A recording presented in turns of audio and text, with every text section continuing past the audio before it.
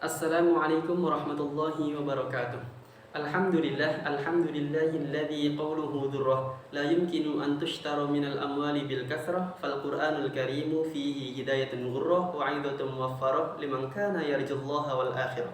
Salatuhu wa salamuhu ala sayyidina Muhammadin dzi khisarin 'atirah wa uswatin bahirah wa ala alihi wa ashabihi al bararah. Amma ba'du. Tayyib. Ismi hikmati Ramadan. Ana talibun min kulliyatil adab wa ulumil insaniyah min qismit tarjamah. Wal an ismahu li an ubayyina an ilmi sarfi alladhi kana ahadu syurutil imtihani li akhir sanah. Baiklah, perkenalkan, nama saya Hikmatia Ramadhani, mahasiswa program studi tarjamah kelas 2B.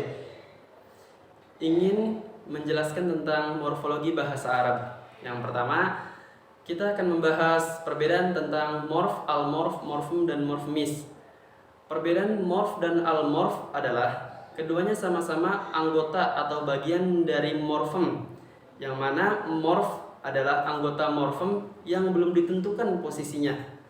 Namun almorf adalah anggota atau bagian dari morfem yang telah ditentukan posisinya. Contoh dari morf adalah huruf I pada kata pelajari. Kemudian contoh almorf adalah kata imbuhan me atau be, bekerja, mengajar, atau mengeluarkan. Contoh dalam bahasa Arabnya, akhrajtul fulusa minal jaibi, aku mengeluarkan uang dari kantong. Contoh ini, mengapa me dan be? Karena keduanya adalah kata imbuhan. Dan dalam bahasa Arab juga ada hamzah dalam kalimat akhrajtu, yang asal kalimatnya adalah khoroja. Kemudian morfem adalah gramatikal terkecil yang memiliki makna. Contohnya adalah ad-darsu, atau dalam bahasa Indonesianya artinya pelajaran. Kemudian morfemis. Morfemis adalah gabungan dari berbagai macam morfem yang menjadi satuan kalimat. Contohnya jaa zaidun ilal masjidi, Zaid telah datang di masjid. Nah, inilah perbedaannya. Kemudian yang kedua, kita akan membahas tentang hubungan morfologi bahasa Arab dengan ilmu lainnya. Tentu saja ada hubungannya. Apa itu hubungannya? Morfologi bahasa Arab mempunyai hubungan dengan ilmu nahwu dan semantik Arab, yang mana ketiga ilmu tersebut tidak bisa dipisahkan dan tidak dapat dipisahkan, karena ketiganya merupakan syarat untuk dapat memahami atau membaca kitab kuning. Jika dipisahkan atau tidak dikuasai salah satu dari ketiga tersebut, maka kita tidak akan pernah bisa memahami dan membaca kitab kuning. Kemudian yang selanjutnya membahas tentang yang ketiga, kita akan membahas tentang kontrastif morfologi bahasa Arab dan bahasa Indonesia. Yang dimana arti kontrastif adalah membahas tentang perbedaan dan persamaan antara kedua hal, yaitu morfologi bahasa Arab dan bahasa Indonesia. Tentu saja ada persamaan dan perbedaannya. Apakah persamaannya? Yang pertama, morfologi bahasa Arab juga memiliki fi'lun, harfun, atau ismun. Juga sama dengan bahasa Indonesia yang memiliki dalam bahasa Indonesianya verba, nomina, dan partikel, yang artinya fi'il, huruf, isim. Verba, contoh dari verba atau fi'lun, contohnya adalah nadhara. Nadhara adalah fi'lun dari bahasa Arab yang arti bahasa Indonesianya melihat. Kemudian nomina al-masjidu, nomina adalah isim, yang dalam bahasa Arabnya adalah ismun, artinya masjid.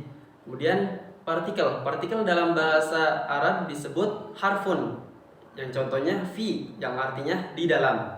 Kemudian persamaan selanjutnya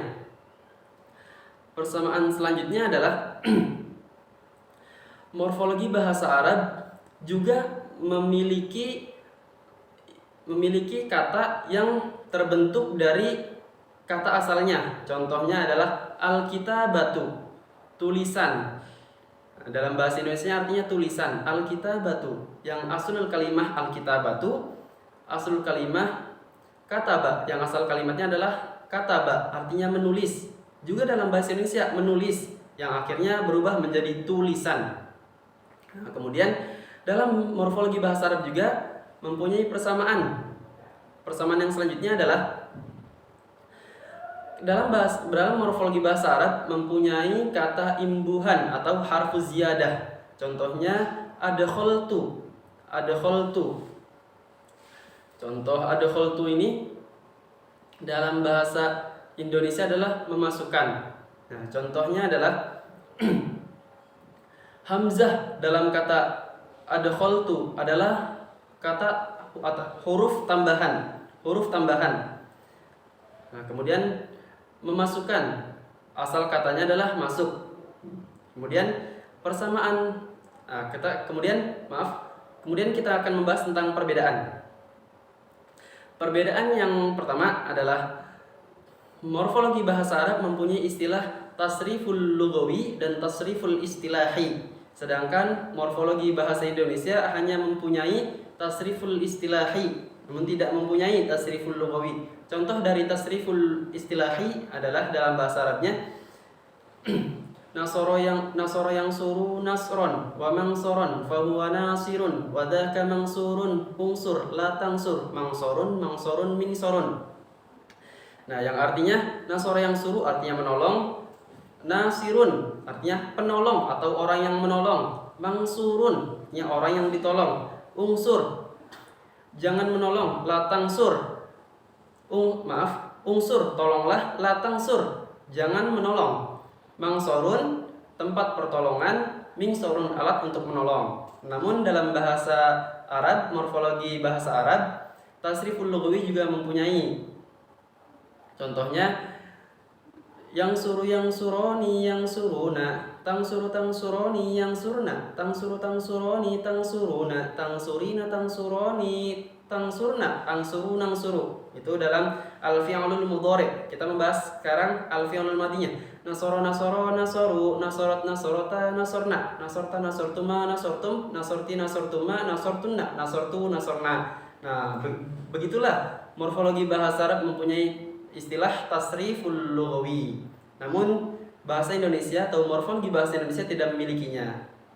Kemudian perbedaan yang selanjutnya, perbedaan yang terakhir adalah dalam morfologi bahasa Arab mempunyai istilah al-fi'lus sulasi, al-fi'lur rubai, al-fi'lul khummasi, al-fi'lus sudasi. Yang contohnya al-fi'lus sulasi contohnya doroba, artinya memukul.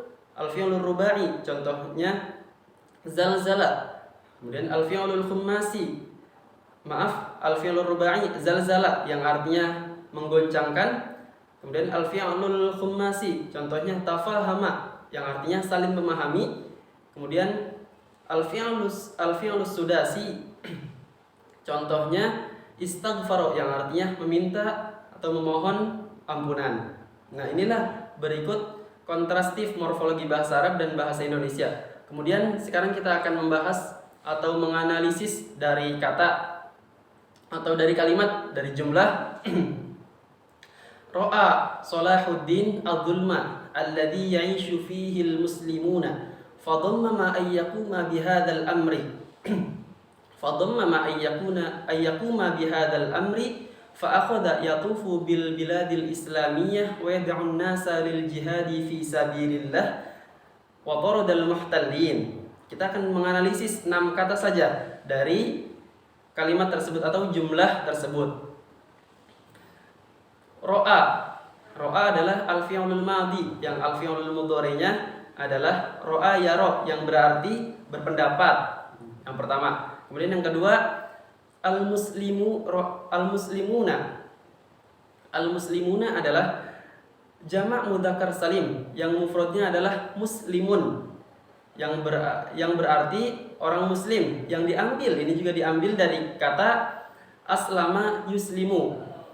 Yang kedua. Kemudian yang ketiga ya'ishu adalah al-fi'lul mudhari', yang mana dalam al-fi'lul madhinya adalah asya ya'ishu yang berarti hidup. Nah, kita sudah membahas 3, kemudian 3 lagi. Ro'a ya'ishu al-muslimuna. Kemudian al-muhtallin, yang keempat al-muhtallin. Al-muhtallin adalah jamak mudzakkar salim juga sama kayak al-muslimu. sama seperti al-muslimuna, al-muhtalin. Al-muhtalin jamak mudzakkar salim, yang mufradnya adalah muhtallin, yang diambil dari kata ihtalla yahtallu, yang artinya menjajah. Kemudian az-zulma, yang kelima adalah az-zulma. Az-zulma adalah masdar dari kata zolima yadlamu, yang berarti mendolimi. Kemudian 5, yang terakhir ro'a al-muslimuna ya'ishu muhtallin. Kemudian az-zulma. Kemudian yang terakhir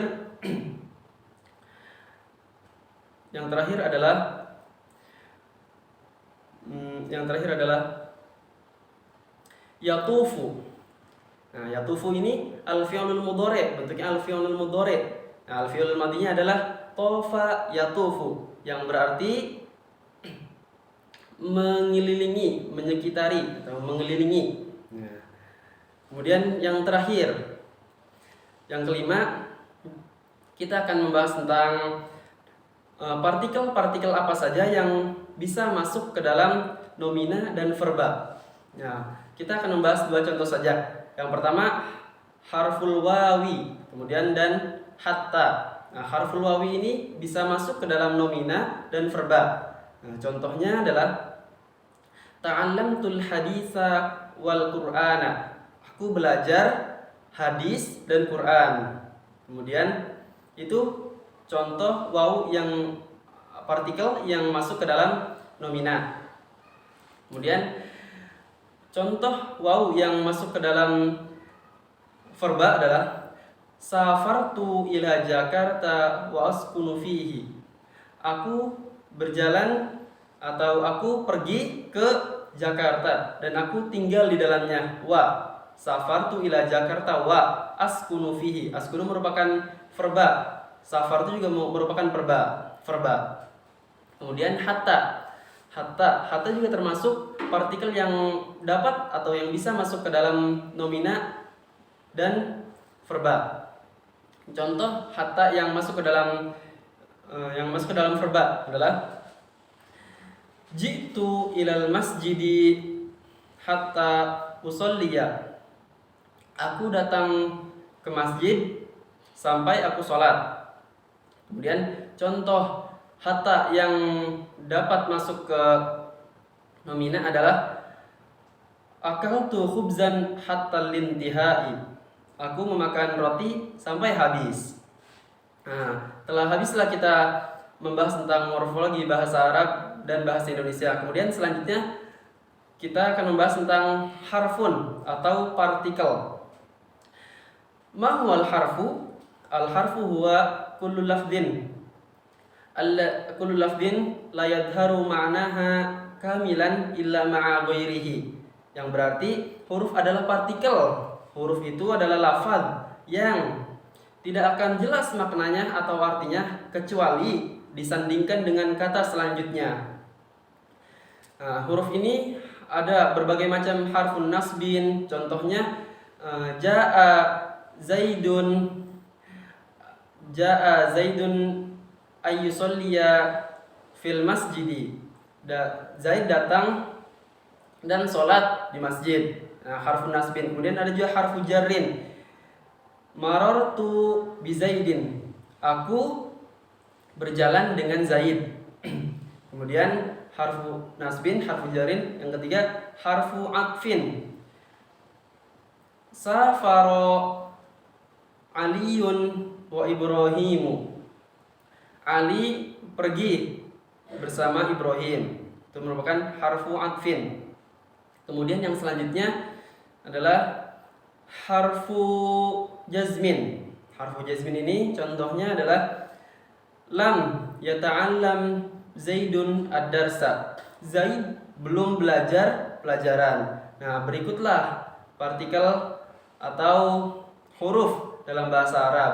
Jadi ketika ada min, ila, bi, lam, tahu semua partikel-partikel jika tidak disandingkan dengan kata selanjutnya maka tidak akan jelas maknanya. Seperti fi, di dalam mana? Kita tidak akan mengetahui contohnya atau kita tidak akan mengetahui maknanya. Berikutlah, mungkin ini saja dari saya. Kurang lebihnya saya mohon maaf. Wallahul muwaffiq ila ma yuhibbuhu wa yardah. Wassalamualaikum warahmatullahi wabarakatuh.